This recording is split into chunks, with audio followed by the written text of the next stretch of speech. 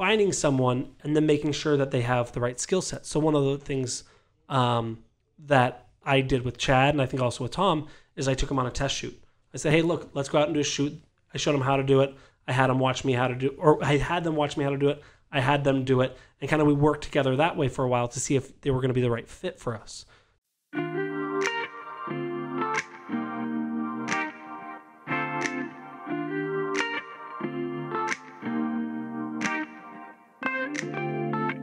Welcome to the Whissel Way Podcast. I am your host, Bryan Koci, here as part of Whissel Realty Group, the director of media.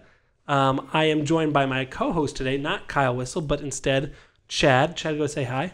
Hello. Chad, what is your role here on in the company? Well, I mainly shoot properties, photographer, and I'm also doing social media posts, video. Maybe we should check to make sure you know what you're doing before you come up and do it. That's pretty much it. So today on the Whissel Way Podcast, I want to kind of introduce Chad. He is a member on our team. He's been here for almost 2 years. And like he says, does property photos, property videos, social media, agent lifestyle photos. And I want to kind of give you a glance into what he does, how to find someone like him, and kind of break that down for you. So before we get into that, if you want to get more information about us here at Whissel Realty Group or more information to help your business, you can follow us on thewhisselway.com. That is thewhisselway.com. You can find out, you can join our Facebook group, subscribe to our YouTube channel, listen to this podcast, join our newsletter, join the referral network, or I got to move the things around. Or learn about our Media Mayor Mastermind. That is our online course that Kyle and I have done that explains everything we know about video, going back about 7 years and updating it as we go forward. And so really kind of dive in and get to know more about video. This isn't going very well. The course is much better than this podcast. I'm sorry, guys. Also, if you're watching this on YouTube, go ahead and subscribe, hit the bell. That way when Kyle gets back, you can watch him host this much better than I do. And and get caught up with kind of what we're doing and some agent tips that we're putting out videos weekly there. So that is thewhisselway.com. If you like this and you're listening on your podcast, please give us a review because we would appreciate that. It helps other people find out about the show. That's a pretty good muffled version of what Kyle normally says. That was good. It wasn't. Thank you. Thank you, Chad. All right, so Chad, let's start out. When did you join Whissel?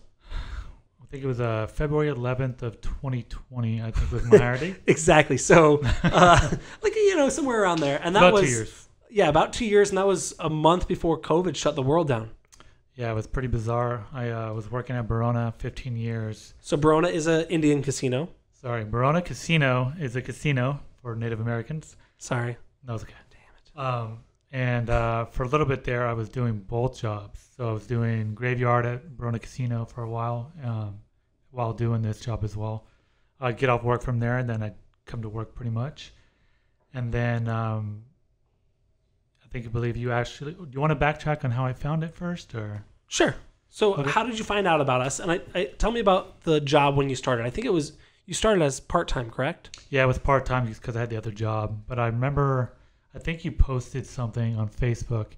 It was really bizarre too, like the questions that you asked me, something about do you own cat? Do you have a cat? And like I just remember that like distinctly, and like you have a cat, and I think I submitted once. I don't know if I heard back from you, or it was I think I did hear something back because I remember the other guy that was before me. You were like we didn't know where we were going because you were part of Zillow. Yeah. And or no, I think I submitted it and then. I didn't hear nothing, but then I saw it post again, so I resubmitted again, and that's when I heard back from you. So I think what was happening is the Zillow thing was going through, and you kind of were in flux, and you didn't know what was going on. Yeah, so let's back that up a little bit. So we had the Zillow offers program for a while. That got to be more than Tom and I could handle, and so we brought on another photographer. He was with us for the program. We trained him up, got him going. When we parted ways with Zillow Flex... Zillow offers. And we didn't know exactly what was going to happen next. That photographer said, this isn't for me. I don't want to kind of live in this limbo, even though I knew I was going to keep him on. So he took a step back, he stepped out, and then we were looking for someone else. And so that's when I reached out. And so you submitted, to give you guys some more context, I posted on Facebook just a simple Google sheet, and I'll find that and we'll put that in the show notes. And so I just asked a couple questions, posted on my Facebook. People always ask me, hey, how do we find someone for your media team? I just posted it on Facebook. I said, this is what I'm looking for. I think I asked name, contact information, I think you were asking about experience, yeah. And like then, what kind of gear you shot on, I believe. And I might have even asked what they expected to receive, which I found out very quickly that's a bad question because people were saying $200 an hour, $50 an hour, and they were really looking for kind of a gig rate. They didn't understand that it was a full-time or part-time with benefits, that sort of stuff. So really kind of dove into what you're looking for, and then I kind of reached out and we had an interview. You came on part-time for a couple months, COVID hit, and then we brought you on full-time pretty soon after that. It was like, I think in July, I came on full-time. Yeah. So I was working, but what is that? A couple months, 5 months maybe? Cool. I think that's exactly what Tom did too. His part-time for probably about that time. He was also working a second job. He was working overnights. You were working 3 a.m. to 8 a.m. Yeah, it was really nerve-wracking too, right? So you're doing 15 years at a job, almost 16 years. That's all you know, and you're really comfortable.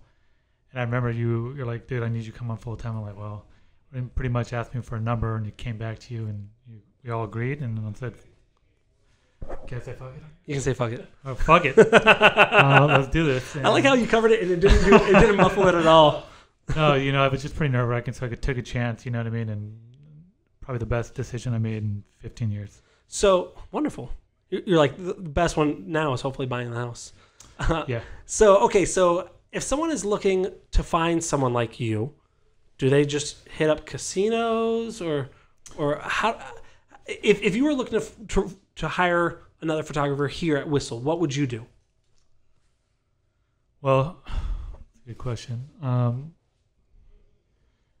The platform that you use, I think, was really effective because it put it in front of a lot of eyes. And somehow, I don't even think I was your friend. So somehow I still seen it. So just using those platforms, they can still have the range, even though they're not your personal friend, because somebody could see that post and then tag you in that post, and then it brings it to the eyes of other people, And I think I'm kind of in a unique spot because I'm a photographer myself. I think how you saw it is I shared it in a couple different groups. Yeah. So what I'd recommend doing is if you're looking to hire someone, specifically photography or photo video, join some local photography groups. I just looked for San Diego photography, and there's San Diego photographers meet and greet, photographers in San Diego, whatever. I think I'm a part of all those groups, by the way. I think I am too, and that's how I found you. Yeah. And so I just went in there, joined a bunch of groups, posted on my own personal page, posted in the groups. You can post it on Instagram and just say, like in the post, if you're doing it on your personal post, hey, who do you know that might want this job? It's this. And just like if you go into a local group and see someone who's like, I want a real estate agent to sell my house, you'll get 10,000 comments.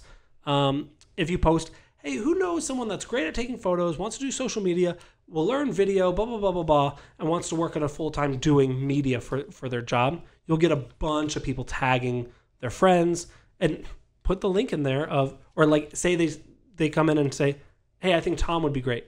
And Tom's like, cool, that's cool. Send Tom a message or post in the Facebook comment, hey, Tom, fill out this application here. I have to say, though, taking photos of structures is a little bit different than shooting people, just so everybody knows. Because I've been shooting photos and people since 2015 and really comfortable in what I do in my craft. And it's funny because Bryan knows that he even thought that was going to come here. I'm like, okay, cool. And he'd show me, and then I'd do it. And then it's just totally different. Like the organic nature of a person and editing a person is totally different than shooting a home. But yes, that's something another skill you'd have to acquire, I guess. So yeah, that's a great point. When you're looking into hiring someone, looking at their portfolio of experience, like Chad said, photographing people is and he and I came from similar backgrounds, portraits and weddings, And I knew he was going to come in here saying this is super easy. Obviously, the house doesn't move. This is going to be way easier. And then hit him pretty hard after a couple shoots going, I don't know what the fuck I'm doing. I've shot for years and I can't figure out how to make this work right. So know that when you're hiring someone, and I always use the analogy of someone, if you have someone that's a driver for a living, say they drive UPS trucks. Well, they drive. Shouldn't they be able to drive a semi? And shouldn't they be able to drive a NASCAR? They're different skill sets, right? Your UPS driver is not going to be the best NASCAR driver, and your NASCAR driver is not going to be your best UPS driver. So finding someone and then making sure that they have the right skill set. So one of the things that I did with Chad, and I think also with Tom, is I took him on a test shoot. I said, hey, look, let's go out and do a shoot. I showed them how to do it. I had them watch me how to do, or I had them watch me how to do it. I had them do it, and kind of we worked together that way for a while to see if they were going to be the right fit for us. Talk about that experience a little bit. Yeah, so just by watching, you can only learn so much by watching. But me, I'm just speaking for myself. It could be different for somebody else, but I have to learn hands-on, and I think the only way of learning this job is actually doing it in the practical aspect of doing it. Because I know that, like, what was it? Like, you even gave me some printout sheets to make sure that you get like a certain amount of, because you have to take a minimum of 25 photos. Yep. So you can get kind of lost in the sauce, as Tom always says. You can get kind of lost and forget how many rooms you shoot. But I mean, after a while, you get it all down. And 4 images for the living room, 4 for the kitchen, and then 4 for the master. You're pretty much dialed in, pretty close to where you want to be on that number. Every house is different, obviously. Using those little sheets as a guide at first, and then winging off those for a little bit and getting more comfortable in it.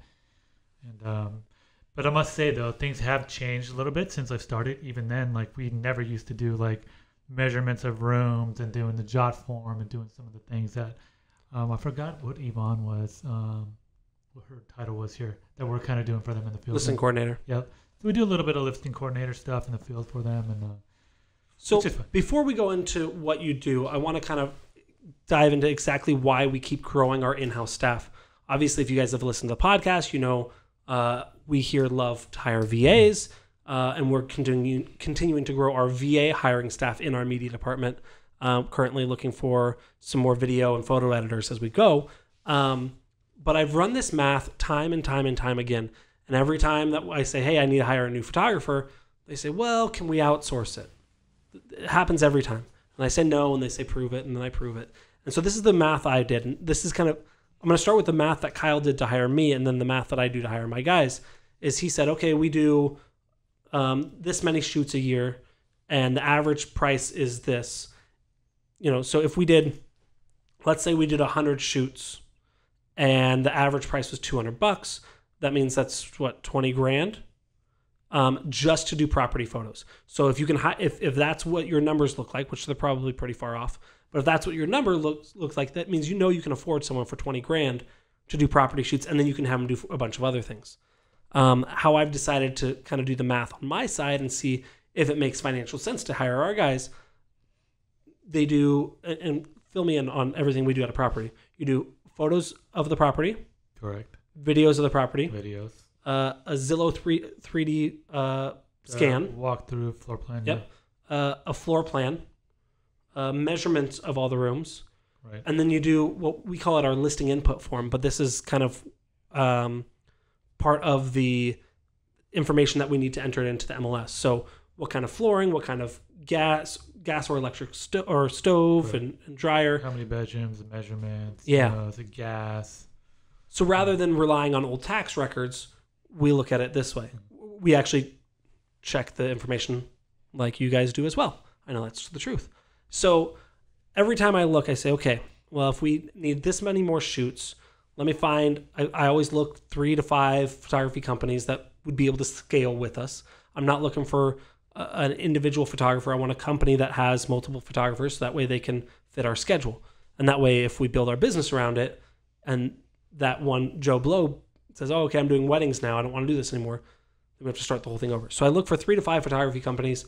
I decide where they're at in terms of price and quality, and kind of match them up where we are. And then just the price of their photos to do just photos of the house. Yeah, it was just photos. Versus everything we do, it was so much cheaper to hire someone in-house than outsource that. Now, if we had to outsource 1 or 2 or 3 shoots, sure.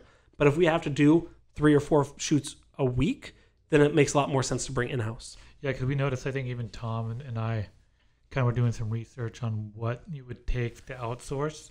And I think the minimum was like the 200, but that was just for photos. I think that was even the lowest number. But then they had a lot of a la carte. So like if you want to do 360, it's like another 150. If you want to do drone, this is another. So you can be getting up there really quick, and it wouldn't make any sense.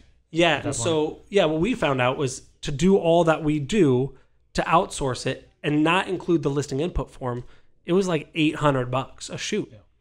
And so we said, okay, how many shoots are we going to have? Divide it by how much we're going to be paying the person. I think the cheapest it would be to outsource it would be like $60 an hour. I'm like, it just doesn't make sense. I don't make $60 an hour. So maybe I should outsource it. So that's why we brought it in-house. Chad, so let's go a little bit more in depth about what you do at a property. So we said you take photos of the property. So tell me a little bit more about that. Yeah, so like one run through the whole process as soon as I get there. Sure. Yeah. So yeah, actually something that we started maybe a few months ago is like we actually sent out a text message to like the property owners, right? So what we'd be running into the fact that it'll get there sometimes, and then the property owner wouldn't be really prepared, and like the house would be like dishes in the sink, the curtains closed, the kids' toys everywhere. It was just a mess, right? So what we did is we put together like a text system. Client 1 would be like a shortcut to send out this text, letting them know what to expect when I get there. Open up all the shades, close all the toilet seats, and make sure everything's picked up, etc. And I'll do that like 24 hours in advance before I get there. And try to get there a little bit early because you never know, like especially properties that I've never heard of before, like some that are way out in Menifee or whatever. I like to get there a little early. So I get there, knock on the door, introduce myself, let them know I'm here, and make sure that everything's prepped. This is before I get everything out of the truck. Now, it's a little different if I park far away because it wouldn't make sense, right? Let them know I'm here, let them get everything ready. So I'll just go back to the truck, get all my gear ready, come back. And so the important about that, so you're checking in saying, hey, I'm here, introducing yourself, doing a quick tour of the house. I built a little rapport real quick immediately when I get there, introduce myself and get to feel the room, if you will. Yeah. So, and I do this as well. It helps me kind of prep mentally for how I'm going to shoot. But also, usually I'll walk through with the owner and say, cool, can you make this bed? Can you turn on these lights? Right. Hey, do these blinds open up? And so as I'm getting my stuff prepped, they're now doing the final touches. We've already sent them a video. We've already sent them some text messages. Now they're just doing the final touches to make it, hey, move the cars, bring the trash cans in the garage, stuff like that. Yeah, and it can be a little bit, it's a little difficult now with this whole COVID thing, right? More people are working from home. A lot of people were home during the shoots. Before that, even what was a month before I worked, it was totally different. No one was home. You just have access to the place and you go and you shoot it. But now, I want to say about 85% of the time, maybe 85% of the time, the owner's actually home or the seller's home. And one of the things that we do is when we book the shoot, if the owner's going to be home, we actually add 30 minutes to the shoot because things take a little longer. Okay, so cool. You introduce yourself, get the lay of the land, go back to your truck, grab your stuff as they're doing the final touches. Yeah, so I'm going to use this actually as a reference. So the majority of the time, the homeowner will be home. That's just a new way of life, it seems, right? Everybody's working from home. So you kind of want to make it as easy as possible to work around them. So I'm going to ask them either if it's like a 2-story, can you wait downstairs, or I'll do the downstairs first, have them wait upstairs, or if there's a bedroom and I can do it last, right? So I'm trying to think ahead of time what will be a less stressful situation, having them walk upstairs, walk downstairs. Oh, can you move again? Because you still got to get to that 360 camera, and I have to explain every time to them that, yeah, you can move around, but I'm going to have to have you move again, and we're going to be chasing you around the house because that camera can see 360 degrees around the room, right? But a lot of people don't seem to get it, but and a 360 camera, we use the Theta, I think it's S. Theta S. And it's pretty inexpensive. It's $350. It looks about the size of this. It's about the size of a couple AA batteries, maybe a little bit bigger than that. Image is okay. Has a lens on the front and the back, and that's what we use to do the Zillow 3D tour. Right. Okay, cool. So yeah, I'll have them move around, and then I'll generally, this is how I like to work. I'll generally do the photos first, just because that's the most time consuming. And then I'll run into the 360 just because I'll have them on their toes the majority of the time and like, look, I'm going to go grab the 360 and just have you move over here for a second. And then I'll do the jot form, which is that measurements and all the information that I put on the app at the very end. Sometimes I will do that first, just because it's easier if I have an agent there. So that's another thing. Yeah, if the agent will come, it's a little bit easier before the agent leaves to handle all of that before they leave. I'm like, okay, is it this? There might be a question that I might have, and the agent can answer it right then. Or a homeowner's there, and like sometimes they'll stay for a little bit, and before they leave, I can knock that out. Cool. So I'll generally, like I said, you can get the feel of the room, or just everything's circumstantial. Every shoot's different, which is why I tell Bryan, keep me out there in the field all the time and keep me out of the office, because I love working out there. I mean, every day's different. I love being hands-on with stuff, and And yeah, depending on kind of where you're at with your business, it might make sense to hire someone like Chad if you have kind of a team already where they can teach Chad how to, this is how you shoot, this is how you edit, and you can kind of walk them through and do more hands-on. If you're starting your media team from scratch, maybe find someone more like Tom, who that sounds horrible. Find a guy like Tom. That can figure his shit out on his own. But we all kind of work together, and that's not the truth either. But really kind of figure out how the person is, how they learn best, and how you can kind of teach them. If you have a lot of photo experience yourself, you can find someone that maybe needs a lot more help. If you have no photo experience yourself, then you're going to probably have to pay a little bit more to find someone that can do it and learn on their own. Yeah. And then, like, that's not even counting Twilight sessions, right? We haven't really Twilight talked about or drone. Twilight. And so that kind of adds to it. So Twilight sessions are later. We start shooting Twilight. And I think if you wanted to outsource something like that, so if you wanted to do, like in the summertime especially, right, how we like to do a split shift. Now, if you're going to hire, and I can only assume this is how it works, if you're going to hire a photographer outsourcing it, they're going to do photos in the day, and then it's either you're going to charge them for the whole time that they're going to be there until the Twilight shoot, or they'll do the a la carte and then just come back later. But I can only imagine they're just going to mark up the price anyways if they have to leave, pay for the gas and all that, especially right now too, like a $10 a gallon or whatever it is. But usually right now what people will do is if you outsource it into other companies, they'll show up later, but then all the windows will look really blue and you won't get the nice daytime crispy images. And so that's a good point. So we were just talking about a shoot we're going to do Monday, how we like to do the split shifts, because the sun will come up in a certain direction that will actually expose the building a lot better and then give contrast to the view, which is what we're talking about over here in Santee, what we usually do that for, and then come back later to do the twilights. And so this, again, we're kind of getting in the weeds here, but what's great about that is when you hire someone in-house, you're able to have that flexibility with the same fixed cost, where as opposed to if you're hiring someone outsourcing, it's going to be $200 for the daytime shoot and then an extra $300 for the twilight shoot, where when we do it, it's just based on hours and we can kind of rearrange the schedule. So finding someone that's flexible with schedule, finding someone that has experience in photography, preferably some sort of real estate or architectural, but if not, just photography. Basic fundamentals. Yeah. And then finding did I say flexible schedule? Yes. I think that was the first one I said. And finding someone, the other big one is, and I think Chad and Tom are both great at this, even Cedric, our VA, is finding someone who's willing to learn and grow on their own, to where, yes, I can sit down and teach Chad, but there's a lot of times where he goes, oh, by the way, I found this new thing, or I'm doing this now. And so finding someone that can grow on their own to where you don't have to be the one saying, hey, try and shoot it this way or try and do that. Something that'll take that and grow with it. Right. Anything else to tell an agent that's looking to hire someone like you for their team?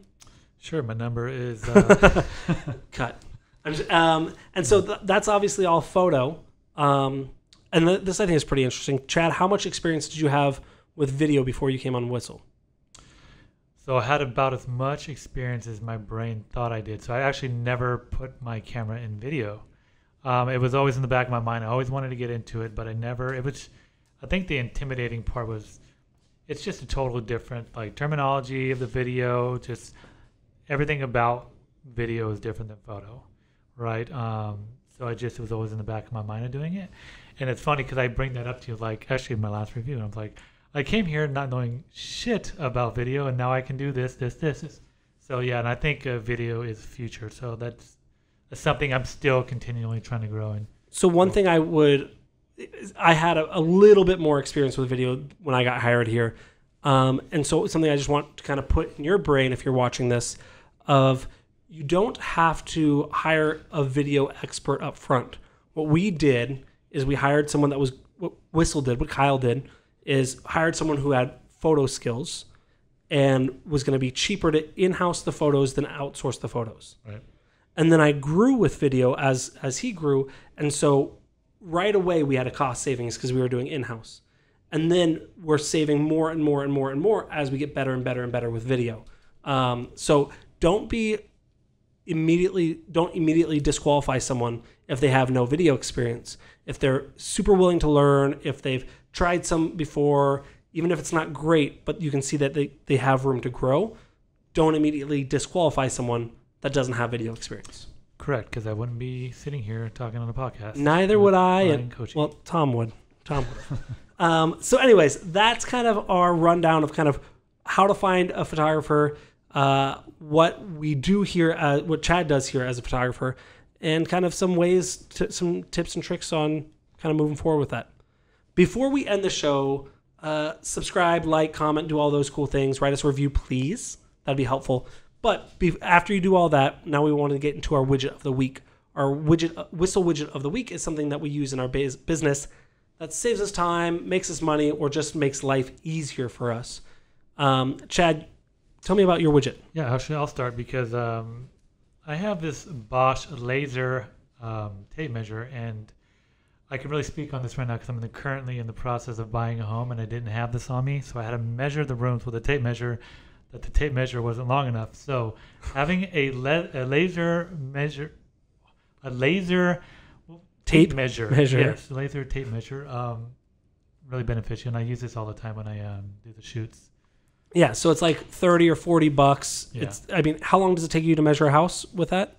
5 minutes. Yeah, versus 45 minutes with a stupid. Right. It's dumb. So yeah, that one's awesome. I think we have 4 of them in our office. Mine is something that we use for every listing that we have. We all know the power of social media. We all know the power not only of getting eyeballs to our listings, but also following through on a lot of the promises we make to our sellers, and that is doing advertising of your listings. Now, what we could do is every time we have a listing that goes live, the media team could take the photos, take the description, take all the information, create an ad, run it, split test it, blah, blah, blah, blah, blah, blah. And then after we do that, once it does an open house, we can run another ad. And once it goes pending, we can do another ad. Once it is on the market for a certain amount of time, we can do another ad. If we want to do a different target market, we can do another ad. We can do that. We've got the team that could do that. It's a lot of work. It's a pain in the ass, but we can do it. You can do it. It's not that difficult. What's great that we do is the media team, the marketing team, doesn't even mess with that with our listings. Our operations team does. And they do it with about the click of about 3 buttons. So we use Ylopo as our CRM. We use Ylopo as our website. We use Follow Up Boss as our CRM. And one of the features that I love about Ylopo is they have this thing called a listing rocket. And the listing rocket allows our operations department, with just a few clicks of the button, to run ads on our properties for us. And not only will they change the ad based on the life cycle of the property, if it's brand new, if there's an open house, if it's a stale listing, that sort of thing. You can also target specific market or demographics based on the most likely buyer of that house. So with a few clicks of the button, they can run this listing rocket on every listing. It's dynamic, it updates, it's wonderful. It advertises our property to likely buyers, but it also follows through on our promise to our sellers that we will get your stuff on social media very easy and quickly. So my widget this week is the listing rocket from Ylopo. Your widget's way cooler than mine. Way cooler. But it's okay. I've done a clicky pen before, and Kyle didn't like that. So, or sticky notes. I don't know what yeah, whatever. Tom doesn't like my phone necklace. I still think it's cool. So thank you guys so much for tuning into the Whissel Way Podcast. We will see you all next week. Wait. Before you leave, I want to share some more tips and tricks that we're using in our business to take it to that next level. Just click right here. And don't forget to subscribe. Click right here.